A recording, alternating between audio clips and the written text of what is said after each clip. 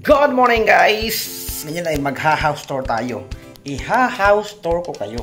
Ito yung pinagpagawa namin ni Mrs. na sa pagkasama namin ng 12 years. Iyon, ito yung pinag-ipunan namin. Kasi mahirap na yung walang sariling tahanan. Dapat may sarili tayong bahay. Sige, tara! Ayos ko na yung kwarto namin. Ito. Yan ang room namin, yan ang pinaka-room namin. Pero katabi, may ano kami dito, may round table kasi siyempre. Pagkatapos na mahiga, ayan, nagutom. Tara na dyan, o. Ayan na. At doon yung kitchen. Yan.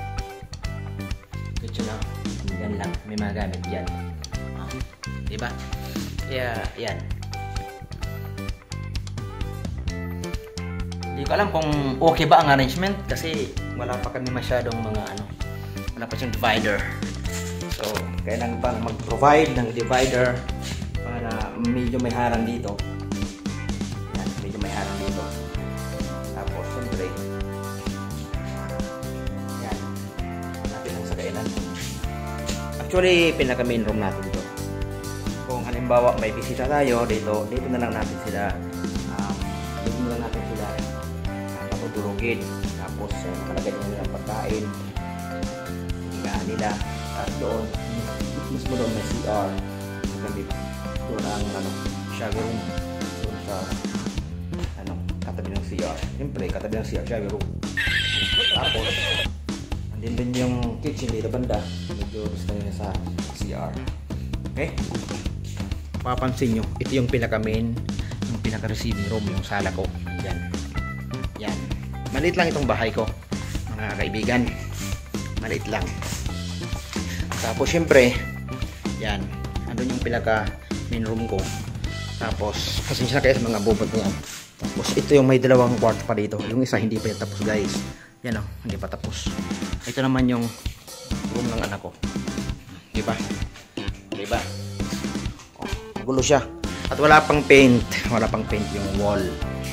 Siyempre, hindi pa rin nakabili tayo hindi pa tayo nakabili ng ng cabinet, ng closet diyan. Palalagyan pa natin yung closet diyan. At ito, magulo pa ang isang kwarto, yung maliit na room. Yan. Palalagyan pa natin ng ipapaayos pa natin 'to at tatanggalin natin 'yan. Babaguhan natin. Yan. Diba? Yan lang yung bahay ko, maliit, 3 room. Diba? Pero at least may bahay na sarili. Diba? Hindi tayo hindi tayo nagre-rent, di ba? At least payapan na tayo, di ba? So yun lang muna, kaibigan. Wala naman ako may update sa inyo at wala naman ako may upload dahil sa totoo lang tinatamad na akong vlog kasi ang dami-daming tayong ginagawa sa buhay.